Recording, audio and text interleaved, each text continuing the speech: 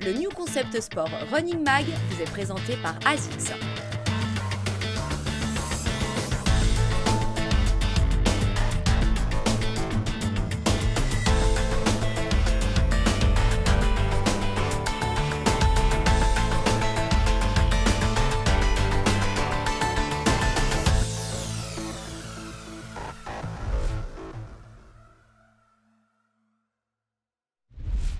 Le Motion Dry est une récente technologie textile de la marque ASICS qui, comme son nom l'indique, fait référence au mouvement motion et à l'évacuation de la transpiration dry. On a différents empiècements sur les textiles qui permettent de vraiment ne pas gêner les mouvements du corps dans la pratique de la course à pied pour que le vêtement reste toujours bien positionné sur le corps.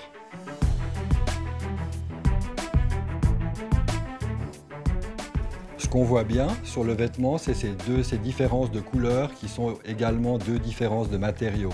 Les matériaux qu'on va trouver sur les épaules, dans des zones qui sont constamment en contact avec la peau, c'est quelque chose qui est très proche du lycra, un matériel qui est très synthétique, de manière à vraiment évacuer d'une façon optimale la transpiration. Sur le devant, on a déjà un matériel qui est déjà plus doux, plus molletonné, qui lui offre, en plus d'une respirabilité, une bonne protection pour la chaleur, qui donne un aspect de chaud à un endroit où le corps en a besoin. Patrice est un marathonien populaire qui a testé pour nous le Motion Dry. Il nous a livré son sentiment à l'issue de plusieurs sorties sur terrain variés et sous différents climats. J'ai été très satisfait du textile, je le trouve très léger, très agréable à porter et surtout qu'il laisse bien passer la transpiration, donc on n'a pas de sensation de mouiller ou ce genre de choses et surtout pas trop chaud ni trop froid, donc très bien.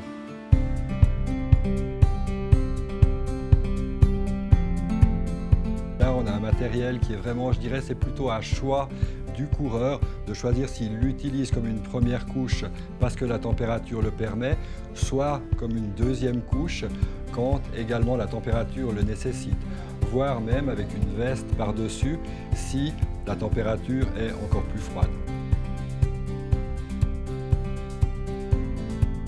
Alors pour moi personnellement le point négatif c'est la capuche, je ne suis pas du tout fan de la capuche.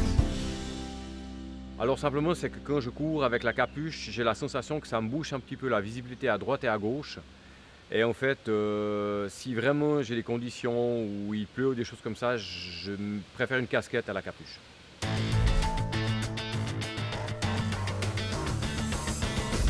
Vous avez tous vu dans les pelotons de coureurs l'émergence de ces bandelettes multicolores sur les jambes.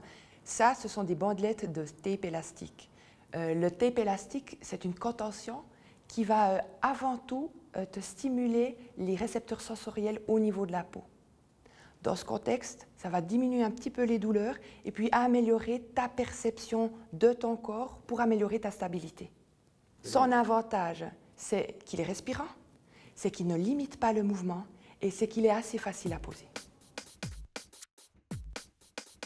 Pour le premier tape, celui de la cheville, on va le poser lorsqu'on a une sensation d'instabilité, d'appréhension ou en reprise de sport après une entorse. Prépare tes bandes, la première va être de la longueur de ton tibia et deux autres bandes seront à moitié de longueur de la première. Pour poser la première bande que l'on appelle l'étrier, tu vas tirer la pointe de pied contre toi, poser la bande bien au milieu sous le talon et puis coller en tension maximum les deux bandes latéralement à ta cheville. Elles doivent passer par la malléole. Tu vas coller les terminaisons du tape sans tension pour améliorer l'adhérence. Concernant les deux autres bandes, on va les poser perpendiculairement à la première bande. Une va partir du tendon d'Achille et va de nouveau être posée en tension submaximale à maximale avec les terminaisons lâches. Et l'autre va être collée depuis le devant, toujours à la hauteur des malléoles et toujours en tension. Si on a besoin de plus de stabilité dans le tape de la cheville, on peut rajouter un étrier avec du tape rigide pour augmenter la stabilité du tape. Pour le deuxième tape, celui de la rotule, on va découper tout d'abord une bande de la longueur de la cuisse et la terminaison se fera en Y. Tu places ton genou en étirement du quadriceps contre un mur Et tu vas commencer par coller la base du Y au-dessus de ta rotule, à environ 4 doigts au-dessus de la rotule. Ensuite, tu vas coller gentiment le tape, sans tension cette fois, le long de la cuisse, le long de ton quadriceps.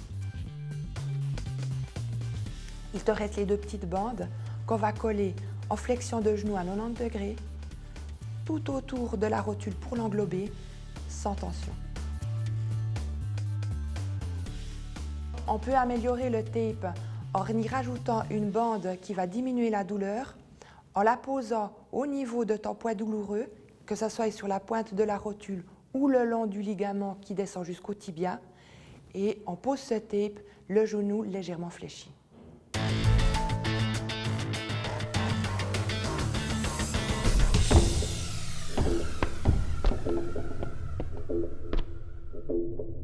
Le nouveau concept d'Adidas, c'est le Boost.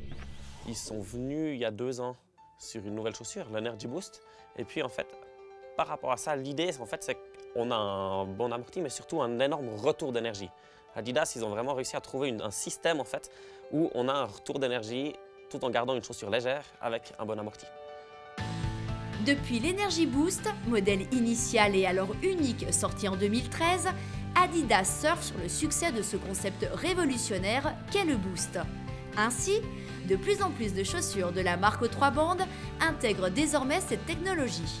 En 2014, ce furent les chaussures légères de compétition de la ligne Adios, record du monde du marathon à la clé, et en 2015, la tendance se poursuit. La nouveauté cette année, ils viennent avec cette chaussure-là, l'Ultra Boost. L'idée, c'est qu'on ait 100% Boost, ça c'est tout nouveau, pour avoir en fait encore un meilleur retour d'énergie. Ce qui est intéressant, c'est pour le coureur peut-être un peu plus populaire, qui cherche une chaussure pour faire ses courses populaires, pour courir, gagner un peu en rapidité, bah là on a un concept qui est intéressant. Coureur de longue distance aussi, qui ne veut pas du tout léger, Adios Boost, bah c'est clair qu'on a une chaussure légère qui pourrait venir taper un peu sur la fin de la course, sur un marathon. Là on a quelque chose qui a un concept intéressant dans le sens qu'on a plus de matière pour absorber un peu plus ces chocs si on a un passage à vide. Sur le complet, en fait, ils travaillent beaucoup plus avec le Boost sur l'avant qu'avant. Et ça, bah, c'est justement dans leur dynamique, garder ce dynamisme, en fait, garder ce rebond. La chaussure, elle va vraiment vouloir partir vers l'avant, et puis c'est ça qui est recherché. Sensation, je dirais, de déroulement. Si on prend juste dans la structure de la chaussure, ils sont venus avec une nouvelle plaque de torsion à l'intérieur qui vient vraiment guider ce pied pour canaliser vers l'avant dans la foulée.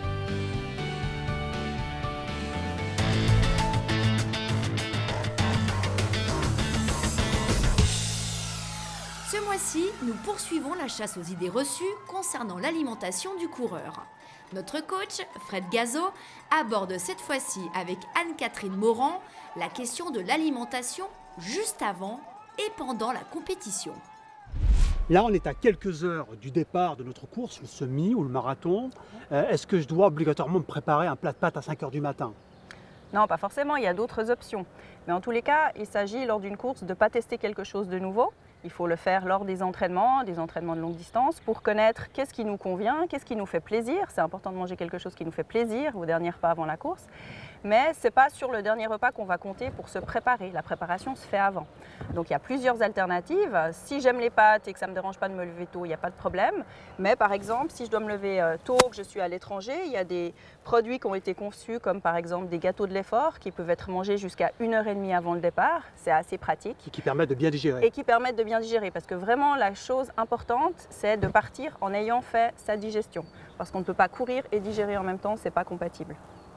Maintenant, on est à l'intérieur de la compétition, le semi-marathon ou le marathon, c'est-à-dire des efforts compris à peu près entre 1h30 et 4 h, 5 h. Je vais m'alimenter en sucre. Oui, effectivement. Alors, c'est important de s'hydrater et d'avaler quelque chose qui contient du sucre, parce qu'il ne faut jamais oublier que le sucre, c'est l'essence que l'on met pendant que l'on est en train de courir, pendant qu'on est en train de rouler. Et il faut souvent aussi penser que ce qui va être le plus facilement digéré, le plus rapidement digéré, c'est ce qui va créer le moins de problèmes digestifs. Donc par exemple, maintenant on a développé beaucoup de boissons de l'effort qui contiennent la maltodextrine, donc le même élément qu'on aura pris durant la préparation. Et puis les gels, de plus en plus maintenant les gens les connaissent. Les gels, c'est du sucre pur, donc l'effet va être immédiat. C'est pour ça qu'on les appelle coups de fouet. Alors ce qui donne le coup de fouet, c'est le sucre surtout. Maintenant qu'il y a de la caféine, qu'il y a de la vitamine C, ça ne va pas changer grand-chose. Et pour la petite anecdote, un petit tube comme ça, ça apporte exactement la même quantité de sucre qu'une banane. Par contre, ce gel, on va l'assimiler en 5-10 minutes. La banane, on va mettre 1 heure pour l'assimiler. Mais avant de commencer à s'alimenter, par exemple sur un marathon, combien de temps je vais pouvoir laisser, quelle est la durée ou quel nombre de kilomètres avant mon premier ravitaillement? Alors plus on se sera préparé correctement, plus on aura fait la préparation avec la maltodextrine, plus loin je vais pouvoir prendre le premier ravitaillement. Je dirais que la première, si on fait un semi-marathon par exemple en à peu près 2 heures, on va pouvoir laisser passer 1 heure sans problème avant de commencer à prendre un ravitaillement.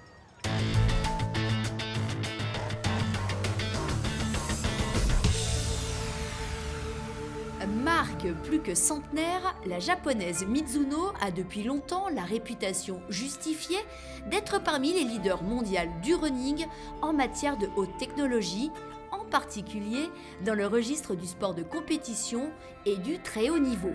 Cette étiquette élitaire a malheureusement tendance à faire oublier que Mizuno, c'est aussi autre chose. Alors la philosophie de Mizuno pour les chaussures, c'est que c'est très connu, surtout dans la compétition. Mais la vérité, c'est que la collection est très large. Et puis la collection est très bien aussi pour les coureurs qui sont, pour la public, pour les coureurs qui courent 2-3 fois par semaine. Et puis ils se font plaisir d'avoir une chaussure dans une qualité très bien, avec un système qui existe que chez nous, le système de la vague. Qui donne quand même une stabilisation et puis une absorption des vibrations très bien sur la longueur de la semelle. Les spécialistes running, dont la clientèle est majoritairement populaire, abondent eux aussi dans le même sens.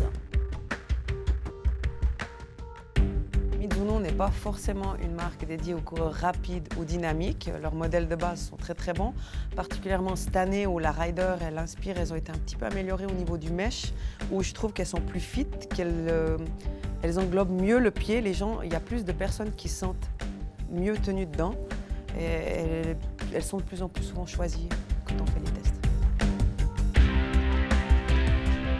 Je dirais qu'on conseille des chaussures Mizuno à peu près à tous les coureurs, avec un tout petit peu plus les coureurs un peu plus dynamiques, un petit peu plus rapides. Mais après, j'ai des chaussures pour tous les coureurs, que ce soit des débutants ou des confirmés qui vont faire des grandes distances comme des semis ou des marathons. On prend une Rider pour les neutres ou l'Inspire si on a déjà une correction, qui sont des très bons modèles.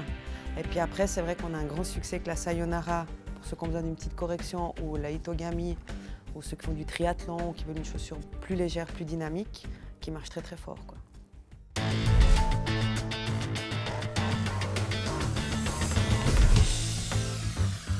Depuis quelque temps déjà, ASICS décline son modèle DS Trainer dans 2 versions distinctes pour coureurs neutres et pronateurs. Il fallait donc répondre C au concours du mois de mai.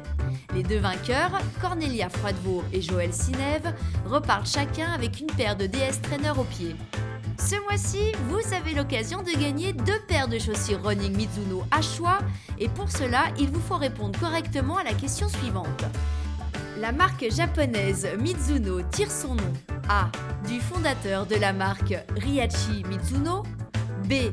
du premier modèle de la marque en 1906, C. d'un conte ancestral très connu au Japon. Envoyez dès maintenant votre réponse avec vos coordonnées complètes à l'adresse mag@ncsport.ch.